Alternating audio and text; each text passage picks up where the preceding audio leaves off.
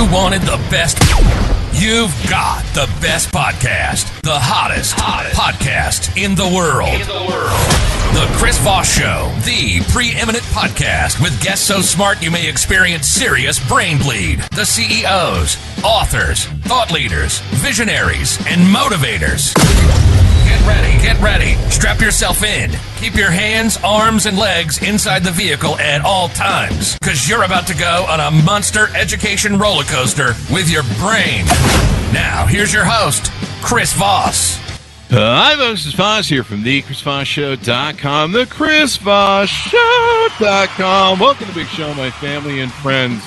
Then, ladies and gentlemen, children of all ages, welcome to the greatest show on earth. For 15 years, 2 to 3 times a weekday, we bring you the podcasts of billionaires, CEOs, entrepreneurs, newsmakers, and the hottest authors that come on to talk shop. And we have one today. Who knew?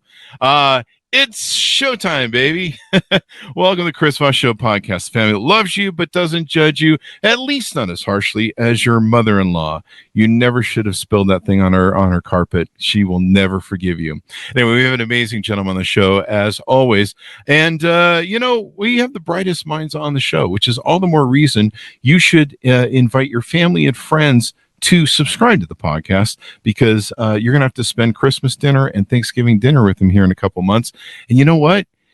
They're not as bright as you think they are, or maybe you already know that. So tell them to go to goodreads.com/Chris Voss, LinkedIn.com/Chris Voss, YouTube.com/Chris Voss, and Chris Voss 1 on the Tickety-Talkety channel over there with the children or the kids or whatever the hell's going on over there these days.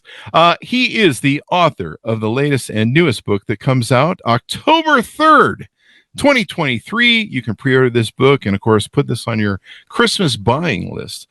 Buy like 5 or 6 of them. That way when someone gives you a gift that you didn't get them a gift because you don't care about them, you won't feel embarrassed. And you just go, hey, I got this great book that's going to be awesome and change your life.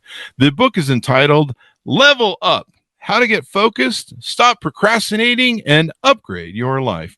Rob Dial joins us on the show today, and he has led an amazing, fun-filled life throughout his history, and we're going to be talking to him about everything he's done and what he's doing. Rob is a podcaster, a speaker, and high-performance coach. He's one of the most influential leaders in personal development. He and his work have been featured in major media outlets such as Forbes, Inc., and Men's Journal. He is the host of the #1 mindset podcast in the world, The Mindset Mentor, which has been downloaded over 250 million times. And he lives in Austin, Texas, to top it off. And now he joins us on the Chris Voss Show. Welcome to the show, Rob. How are you? Hey, man, I'm great. That was an experience. Normally, I don't. When someone just interviews me, they're like, "Oh, I'll do the intro later." But that was great. There's a whole experience with your intro right there. Yeah, there's some of it we just kind of make up as we go along. There's always something different in improv in the ramble. So it's wonderful to have you on the show. Congratulations for the new book. Give us the .coms or plugs wherever you want people to find you on the interwebs. Yeah, I mean, if they want to get it, they can go to robdial.com/book and pre-order it there. And then if they love podcasts, like they probably love yours, it's everything that's under the Mindset Mentor in the podcast area. There you go. They hate mine, but they just call in to see what the car crash is going to be for the day. And they're just like, look at this. This is a mess. Who did this, Chris? Anyway, it was me. So what motivated you to want to write this book, Rob? Is this your first book?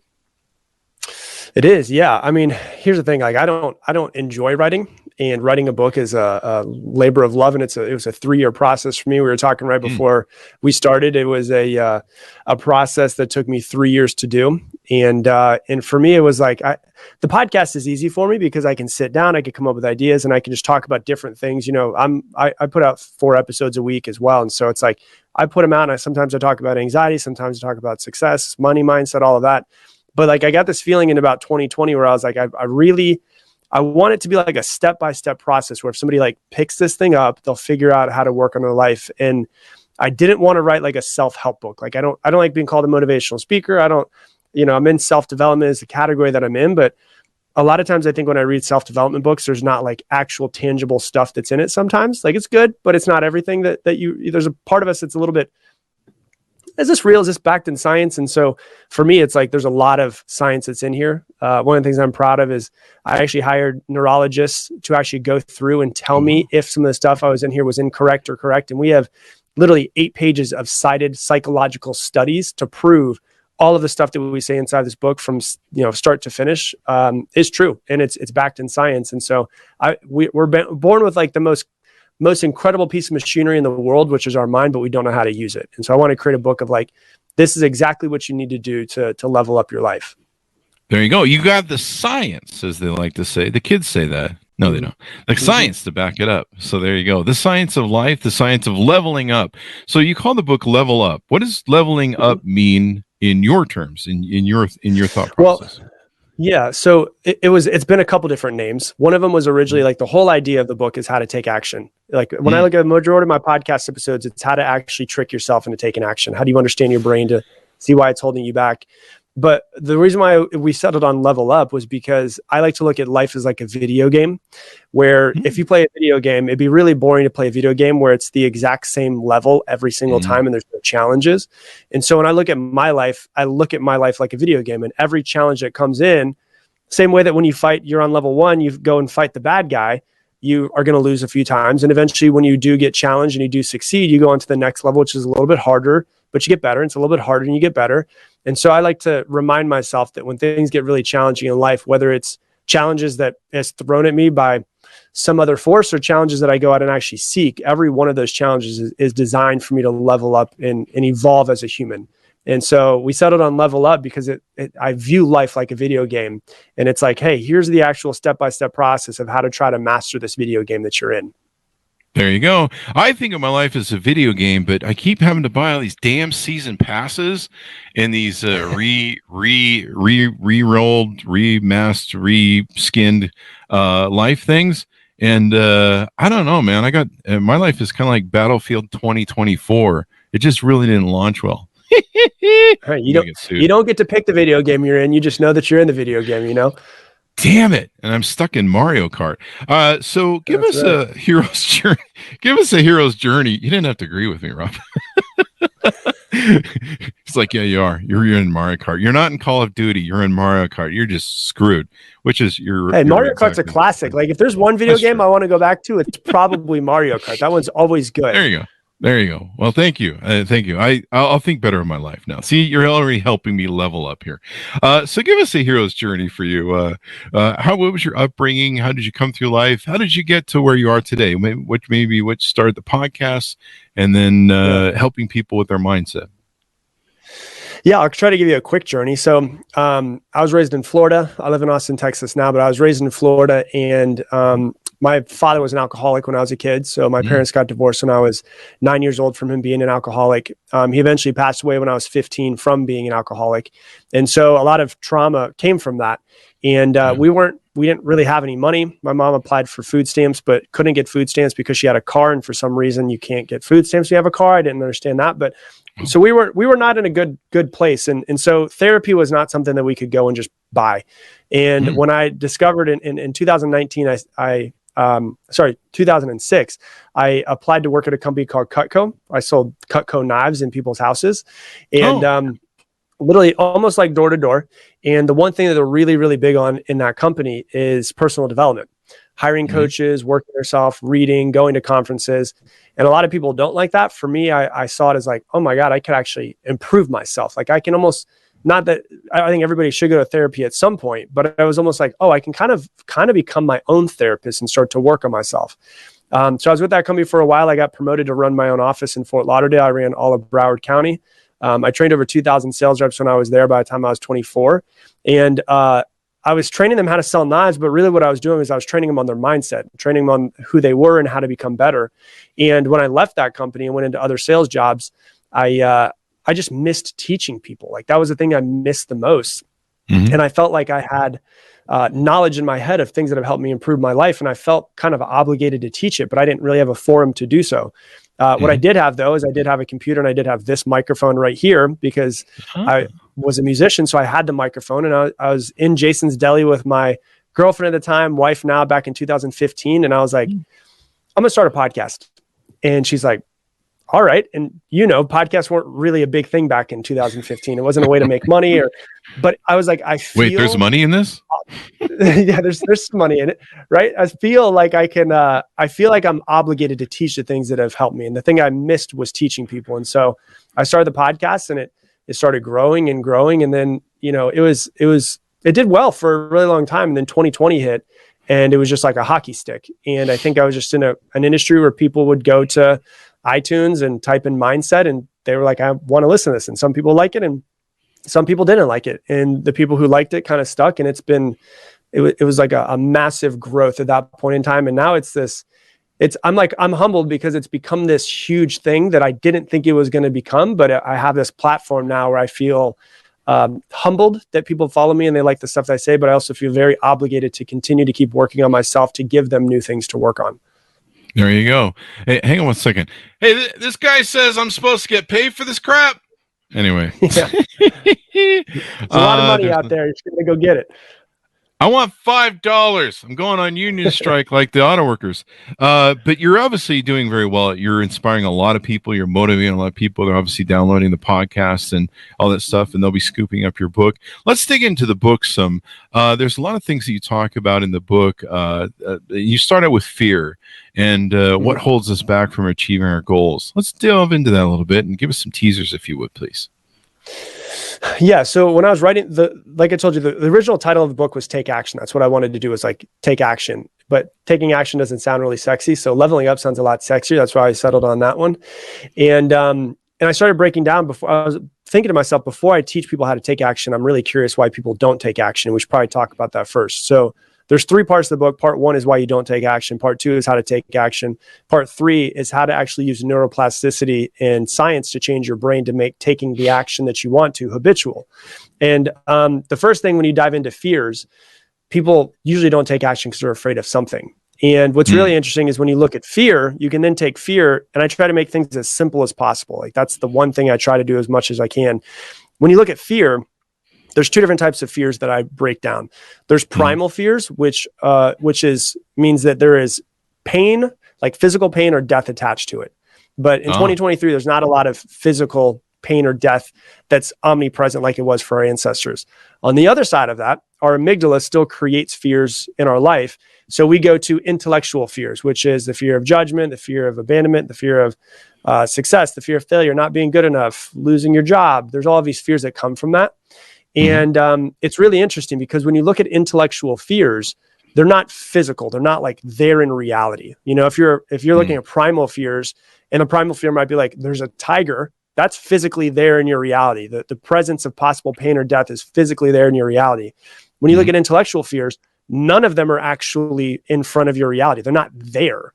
And the biggest thing that really shifted my mindset around fears is I was listening to a spiritual teacher that around the time I was writing this episode, that chapter. And he said something I put inside the book, and he said, most people ask, how do you overcome fear? Because we've identified our fear. That's the first step. And then we go, well, how do I get rid of it? How do we overcome it? And I put in the book, he says, you can't overcome something that doesn't exist. And so we have to realize, like, none of our fears that are actually holding us back intellectually are actually really present in this moment. It's a projection of our mind into the future of thinking of something that might happen. And so it is a projection of this might happen. And so because that might happen, I'm just going to not take any action anyways. And so when you look at the fear of failure, you could really get deep into be like, well, what is failure? What is success? What is are all of these things? And you can't physically hold them. They're not tangible in this world, which means if they're not tangible in this world, where are they? They're literally all in our minds. And so what we're doing is we're creating the boogeyman and then fighting the boogeyman our entire day, when in reality, if we turn the lights on, we're like, oh, I'm the only one in this room. And you realize that you're actually the one that's in your own way by creating these fears that don't actually exist in reality. And it's a battle that a lot of people are in. If they can just remove themselves from realizing that those fears, remove themselves from the fear and realize that it's not present right now and it never will be, it makes it a little bit easier to start to work through from there. And that's the first step to it. There you go. It's always good to take the first step. Primal fear with the tigers is just in life or death scenarios. That's what we call Fridays around here. So, that's it. You got tigers that come around on Fridays. Today is Fridays. You're trying to get there. We go to Vegas. That sounds like one of those jokes. Who are those two guys in Vegas back in the old days? That was interesting. They were Siegfried and Roy. Siegfried and Roy. Yep. And don't do that, kids. So the identity trial is one of the things you talk about in helping people achieve goals, dealing with their fear. I thought this was pretty interesting. Can you share out some teasers on that? So yeah, fears will hold you back. Another thing that'll hold you back is your identity. And so, like, for instance, we'll make it really easy. I like to talk about physical fitness or health just in general, because it's physical. You can see it. A lot of stuff in your mind you can't see. And so with physical journey, if somebody says, I want to lose 50 pounds, they can want that. But a lot of people have the identity of, well, I've been overweight my entire life. It's impossible. Or, it's just in my genes. I'll never be physically fit because it's in my genes to be overweight. And if my identity is it's never going to happen, why would I ever take the action to try to make it happen? And so we can consciously want something. We all consciously want many things, but your conscious mind is only about 5% of actually what's going on in your head. Your subconscious is 95% of it. So your subconscious is 95% stronger. And with your identity is going to feed into your actions. So whatever actions you do or do not take, your actions are going to feed into your results, and your results are going to feed back into your identity. You either strengthen that identity of like, yeah, see, you worked out for a week and you didn't lose any weight, so you might as well just stop. And that feeds back into your identity, either strengthens the identity, or you lose a few pounds and go, oh, wait, maybe I can do this. And it starts to actually test the identity that you have. Because for a lot of us, a lot of people that I find is we think that we are who we are, when in reality, who we are is just a choice that we make every single day. And when you look at like your personality, the actual root word for personality is persona, and persona was actually the mask that they used to wear on stage at theater in the Greek years. So Greeks would wear a persona on their face. And so we think to ourselves, like, I am who I am. But in reality, that's not true. You can change yourself at any moment. And one of my favorite quotes around that is Alan Watts always said, you're under no obligation to be who you were 5 minutes ago. And so we can look at it and say, to have a fixed mindset and say, hey, this is who I am. This is who I'll always be. And that's my identity. Or we can look and say, hey, I can change myself at any moment. I'm just going to decide to be somebody different today and try that identity on for a day. See how it fits. If we have an identity of I'm shy, you can be shy if you want to. Or you can say, today I'm going to be somebody who's outgoing, and try to start talking to people who are behind you at Starbucks and see if you can get into a conversation. And if you like that identity, keep it. If you don't like that identity, go back to your old one. And you can change it as often as you change your shirt if you really want to. There you go. Now, can I change my identity when the bill collectors call? And I can be like, hey, that Chris Voss, he's not living here anymore, eh? I'm the new guy. Yeah. And you could, but they're probably still going to hunt you down. You got to move. You probably got to move houses if that's the case. Now, how do I get this new identity to have a social security anyway, whatever, man. They're just jokes here, people. Don't do that. I'll get calls from the Social Security division. No, but I love this idea because identity is a major form for us, and people don't realize, sometimes they think, like you said, they're locked into it, and that's what they have, and they have a hard time getting out of it. It kind of boxes them in a way, doesn't it? Oh yeah, and limits their your identity can either be it could either be freeing for you, or it could be just a construct that you have built. So I always tell people like I'm in a room, and the room is probably, our studio is probably 14 feet by 14 feet. And if you look at it and you're like, okay, well, what could I do in this room? Well, I could transition this room to, I could obviously use it as a studio. I could transition into a living room. I could OnlyFans, turn it into a tiny little theater. Yeah, I could turn it into a tiny little theater if I want to. But if I were to ask myself, like, could I hold the entire Super Bowl in this room? The answer is no. And the reason why is because it's too small. But if I went to the Super Bowl this past year in Glendale, 70, 80,000 people that are there. Why can I have the Super Bowl there? Well, it's just larger. And then you say, well, when in that larger place, what could I do? I could have we could watch the Super Bowl. We could have another game. We could have, Garth Brooks come and play inside of that. There's a lot more things you can do the more expansive that a space is. And so when you have an identity can be really restrictive. And it's like these four walls that are around me, where it's like, I've built myself into these four walls, and I live in these four walls, and I can't get outside of it. And when you have those four walls up and you're your limited self, and you're trying to become the greatest version of yourself, you can only become the greatest version of your limited self. And so really what you have to start identifying is, what are the walls I'm building around myself of this fake identity that I think are true? Do I want to stay this way, or do I want to change it? And if somebody decides they want to change it, well, then at that point, you really have to figure out what walls you want to take down, what new walls you want to put up, and realize that you're not some little being that is in 14 by 14 walls, you are expansive and can be as expansive as you want to be. That sounds like my belt line. That has never slowed down my belt line. My belt lines must have read your book early on, because it's like, we're going expansive after Taco Tuesday. We're going to expand. We're going to continue to expand forever. It's like the universe, right? Just continues to expand forever. Yeah, that's the analogy I'm using when people are like, "Are you bigger now?" I'm like, "Shut the fuck up." One of the analogies you have that I really liked was "live in the headlights." This sounds like Saturdays at my house in Vegas.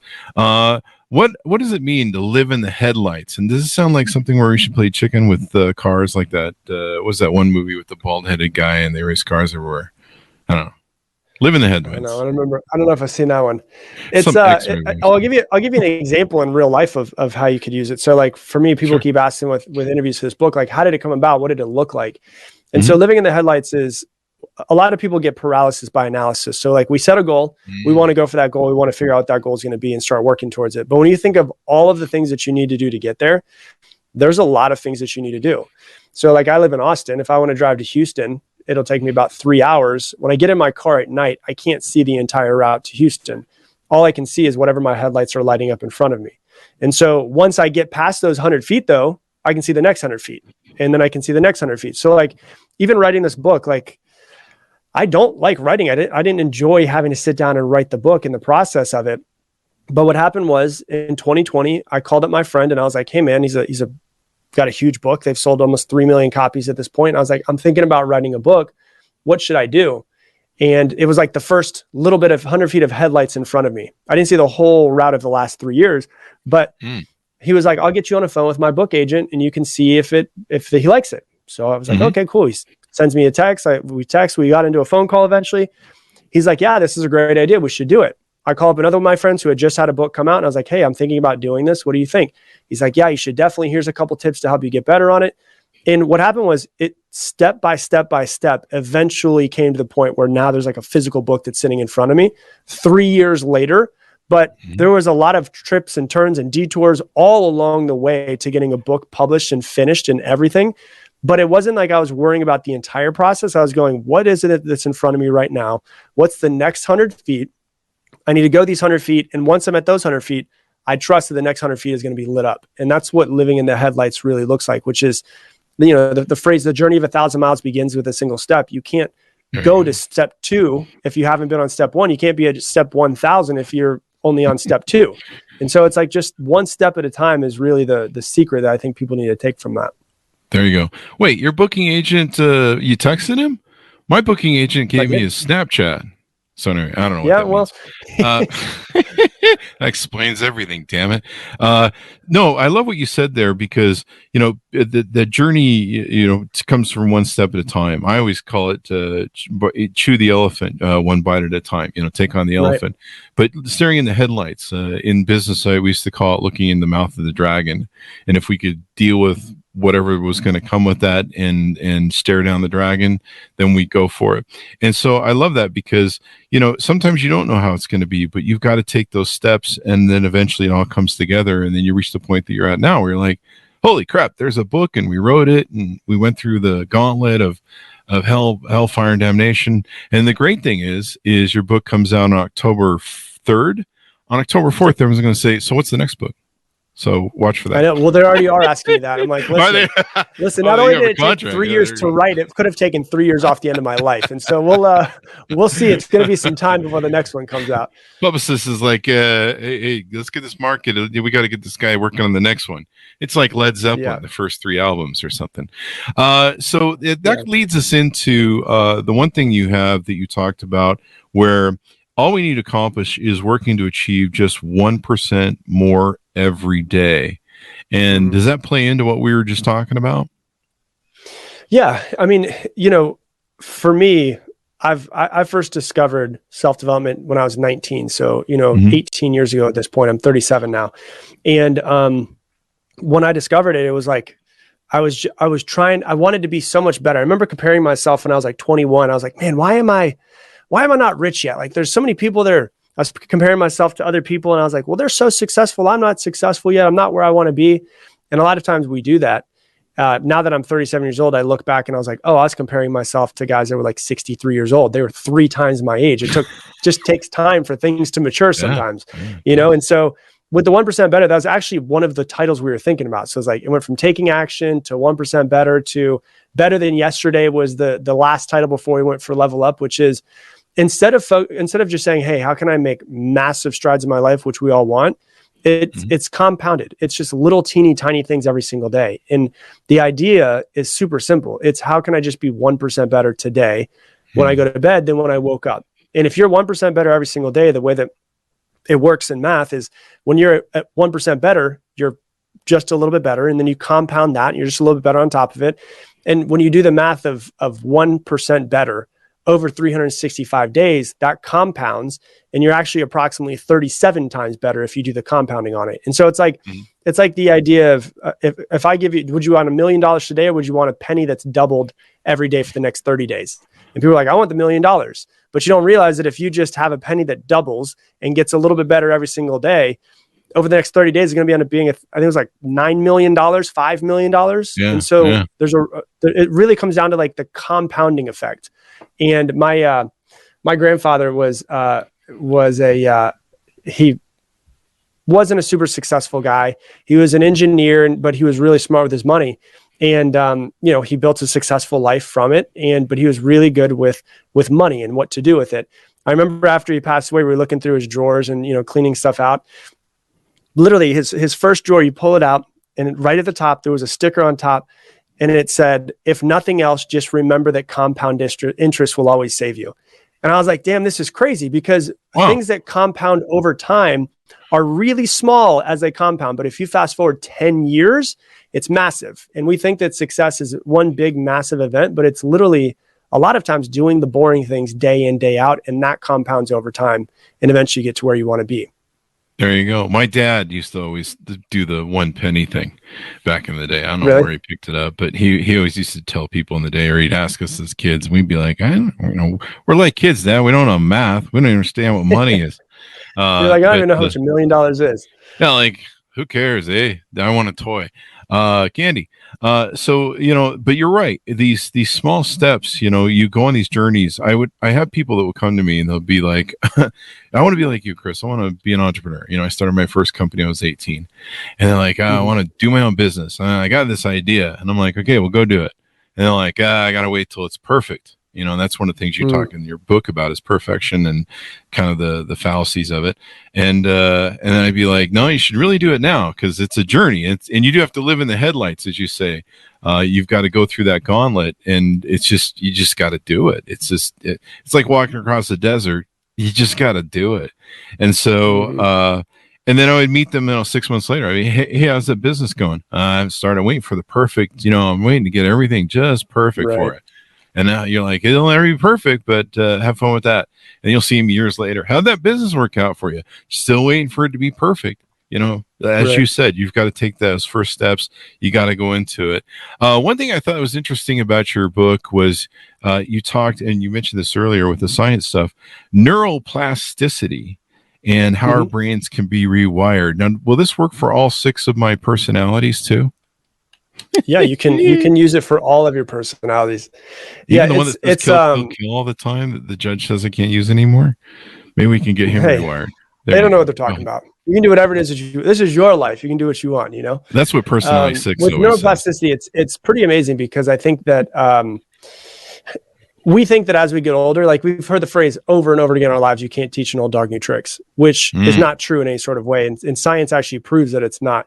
You can change yourself. You can change your brain. It just takes a lot more time than it used to when you were younger. And neuroplasticity is the actual showing that the phrase means basically that you can change your brain however you want to. And it's really interesting because there's a lot of science. Like people keep asking me like, what's your favorite chapter? And I'm like, might be this one. It might be because we put so much research into it and figuring all of this out. And there's so many studies that we put into it of people actually changing their brain. And so like, for instance, there's a thing that in order to become a London taxi cab driver, they have to memorize every single street that's in London. And I think it's like 20,000 streets or something like that. Holy crap. And they have to go through this process of memorizing it because they've been doing this since before GPSs. So people they didn't know every single street. And so they did a study on their brain and found out, they did a study right before they became a London taxi cab driver and 3 years after. And they actually found that 3 years later, the spatial recognition parts of their brain that map out areas was larger than it was when they started. And so it actually shows that your brain will change, but it requires a lot of repetition there's two ways to really change your brain. There's like maladaptive plasticity, which means that maladaptive means like an event happens. It's an extremely heightened emotional event. And, like PTSD would be considered maladaptive plasticity. One event happens, your brain is different. It changes. My best friend was in a car accident and he was T-boned years ago. And the next time he got into a car, he was terrified. And it was an immediate thing. It was an immediate shift in his brain and he had to work through it. But that doesn't really happen a whole lot in our lives. The other way to change it is adaptive plasticity, which is continuing to show up every single day. So it's either a huge event or it is consistency of showing up every single day. And there's another study that I have inside of the book talking about people who are really expert pianists. Like they sit down, they play the piano and they're really good at it. And they've actually done studies on their brain and they realized that as you become a quote unquote expert pianist and you can play really well, when they're soloing, you would think, okay, they're soloing. They're not playing something that they played over and over and over again. Their brain is going to require more blood flow in order to do that. What's interesting is they've been able to play so many times that they're actually kind of mentally able to get out of their way, and their brain has less blood flow to the executive function parts of their brain because your brain changes there's a three-step process basically of changing your brain. The first way is chemically, the second way is structurally, and the last way is functionally. So chemically is like if you've ever sat down and like played the piano and you learn a song real quick and you're like, oh, I'm pretty good at it. That's a chemical change. But you can come back tomorrow or in 2 weeks and you're like, oh, damn, I don't remember how to play this anymore. Or you can remember like just parts of it. That's because it was just a chemical short-term change. As you continue to keep doing it over and over again, your brain actually changes structurally, which is what I was talking about with people who are the London taxi cab drivers. The structure of their brain actually starts to change. And then when you go into functionally, which is the example of the blood flow to the pianist brain, the function of their brain will actually start to change. And so we can think, oh, I am the way that I am, and that's our identity, and we can stay that way, and I'll always be this way forever. Or we can go, hey, there's scientific proof that I can change no matter what. And that's through neuroplasticity. It just requires, number one, it takes the self-awareness, it takes intention, and it just takes a lot of effort. And a lot of times people just don't want to show up and put the effort in. There you go. Rob just ruined it for all you lazy people. I'm going to throw his book at you anytime you say to me, I am what I am. Popeye, or was it Popeye who said that? I don't know. So there you go. Yeah, this is pretty cool. The science of your brain, and it can help people expand their identity. One last thing that I thought was interesting to tease out, dopamine reward systems. Now, how much cocaine is involved in this?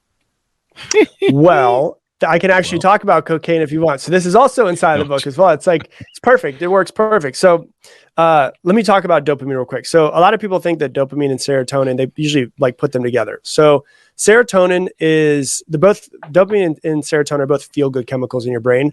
Serotonin is more of like a gratitude, feeling good for where you currently are. Dopamine is being motivated. It's an external chemical. It's being motivated to go and do something. And so dopamine, for instance, if you look at it, if you're highly motivated, what they call that in neuroscience is that is a high dopamine state. If you're highly motivated, if you are demotivated today, you are in what's called a low dopamine state. And so when you look at somebody like you just said, like cocaine, for instance, when you do cocaine, you are 250%. Your dopamine levels spike 250%. And so the ones that have like the craziest drugs that you think of, like the people that are most motivated to go get it again, guess what type of drug they are? They're high dopamine chemicals that they're really working with there.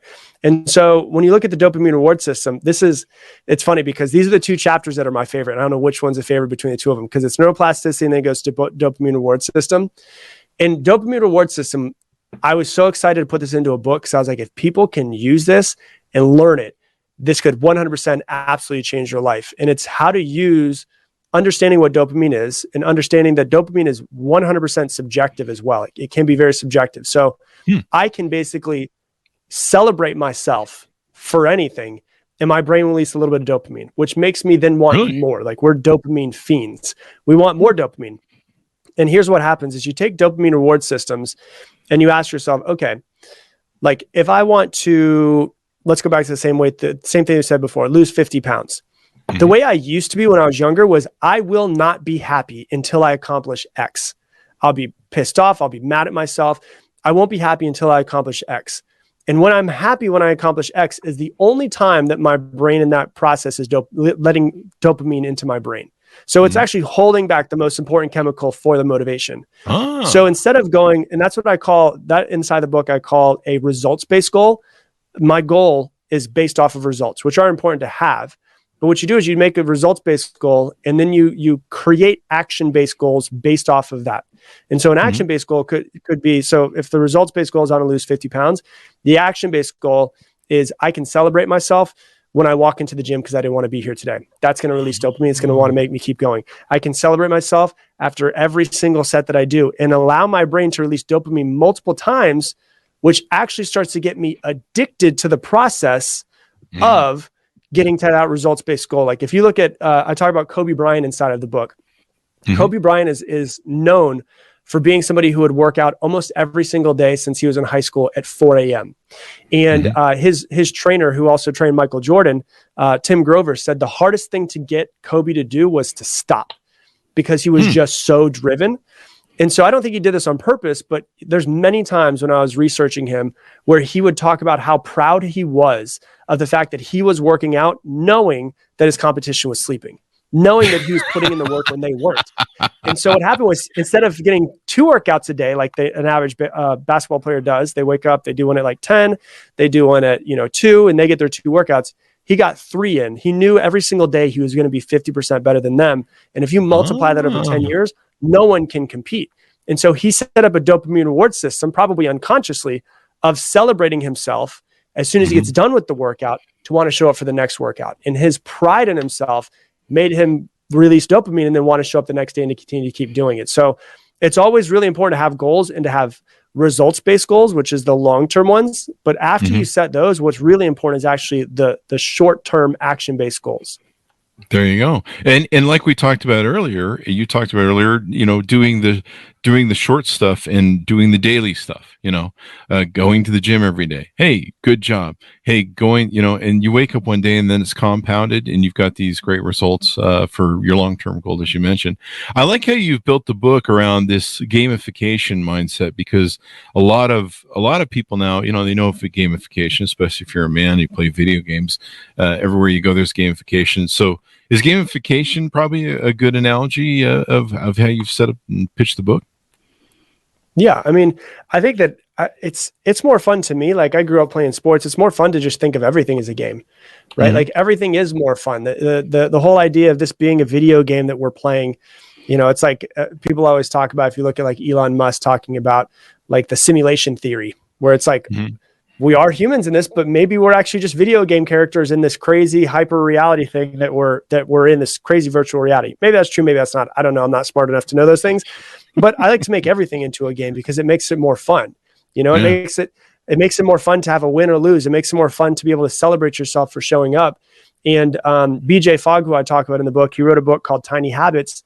And he's like, you can basically gamify any of this stuff. And he says there's the way that you can do it that's very easy is you can take your habits that you currently have that are normal habits, and you can take the habit that you want and put it on the back end of that.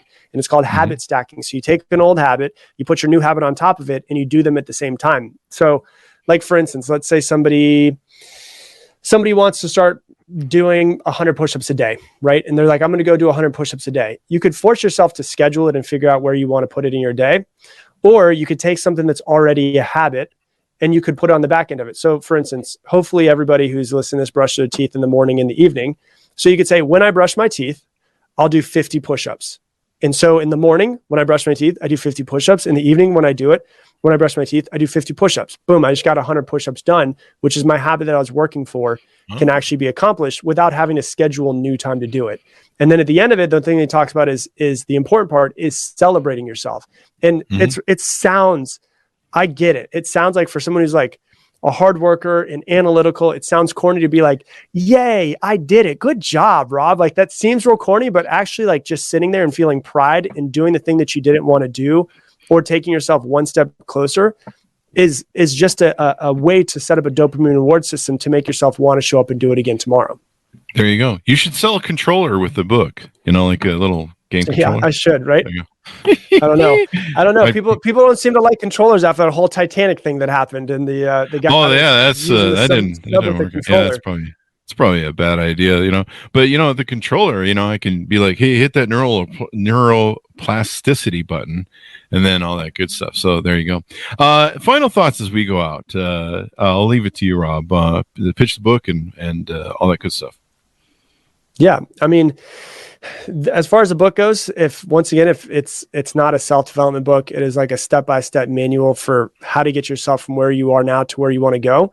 And so if anybody wants to buy it, it's Level Up. It's everywhere you can buy a book. What's cool about it is it's on pre-sale right now, and it's already hit number 1 in psychology, neurobiology. It's hit number 1 in entrepreneurship, business, and education as well. And so it's already out there. It's doing pretty well. I'm proud of it for what it's done. And so if somebody wants a step-by-step process, that's the best way to do it. And then somebody likes listening to podcasts like yours, obviously, wherever they listen to podcasts, they can listen to mine, which is a Mindset Mentor. And, they can listen to me there and follow it. And I put out 4 episodes every single week, and all of them are based around mindset, because if you look at the basis of everything, it always comes back to the way that you're thinking about stuff. And so for me, it's just my place where I like to serve and try to help people as much as I possibly can. And, it's been a journey. It's been a beautiful thing. And I'm 1,400 podcast episodes in, which I think we're right about the same. You think you're right about 1,400 as well? Yeah. And so we got a lot. And what's funny about that too, is I had a lady come up to me the other day, and I was at an event. She came up to me and she's like, hey, I follow your podcast, and I just started a podcast like a week ago. She's like, what's the biggest tip you can give me? Because she's like, I heard yours is one of the top 100 in the world. How do I get to one of the top 100 in the world? I said, here's what I want you to do. You ready? For the next 8 years, I want you to put out 4 episodes a week. And then I want you to talk to me, because people always want like the secret sauce, right? And it's like, I'm sure you, Chris, are better now than you were in the very first episode. Like I listened to my very first episode and I kind of cringe a little bit sometimes for it, but it's like, you only get better from actually doing the thing. Everybody wants like the secret sauce, and how do I get myself to do it? I'm like, just put in the work. That's what you have to do. And so that's what the podcast has been for me. Put in that 1% every day. Just like that's right. Like you're saying, as 80% of podcasts fail by episode 7 because people give up, and that's actually what's funny. You're the only other person that's told me that statistic. I actually, when I started my podcast, I had heard that most people give up by episode 7, and so when I started the podcast, I recorded 14 before I put it out, because I said, I'll try 14. If it works, it works. But at least I did double what the average person did, and if it doesn't work, it doesn't work. And it started getting movement, and I was like, okay, I guess I'm going to keep doing this thing. Good job. The other 20% that survive, 80% of the 20% will die by episode 20 to 25, especially if it doesn't have its own .com. So, I've had people come up to me and they're like, I'm a top 2% podcaster. I'm like, how many podcasts do you have? 100? How many downloads do you have per, like 200? Per episode? and I'm like, that's because 97% of this business is like zombie podcasts. So good advice. There's like 2 million podcasts, and I think there's like 200,000 are actually still doing it. So it's like 90% are already gone. They're already dead. They're just happen to still live on iTunes because nobody deleted them, Yeah. I got it on authority that Anchor has like 500,000 dead zombie podcasts on it.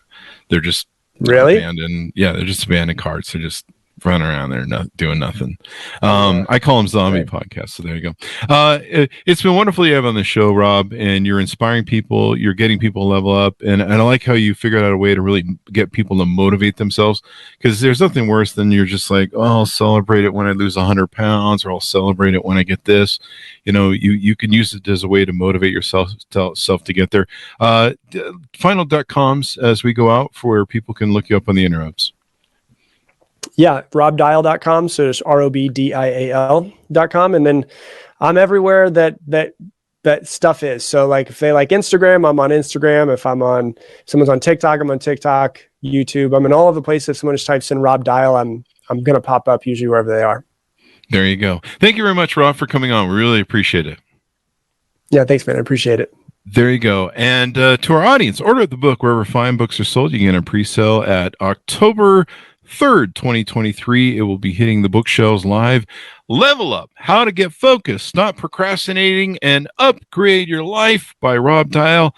Get it while the book's coming hot off the shelves. And order up spares for Christmas. It's always good to have this gift to give away. Thanks to our audience for tuning in. We love you. We couldn't do it without you. Go to goodreads.com/Chris Voss, youtube.com/Chris Voss, linkedin.com/Chris Voss, TikTok, Chris Voss1. Thanks for tuning in. Be good to each other. Stay safe. And we'll see you guys next time. And that's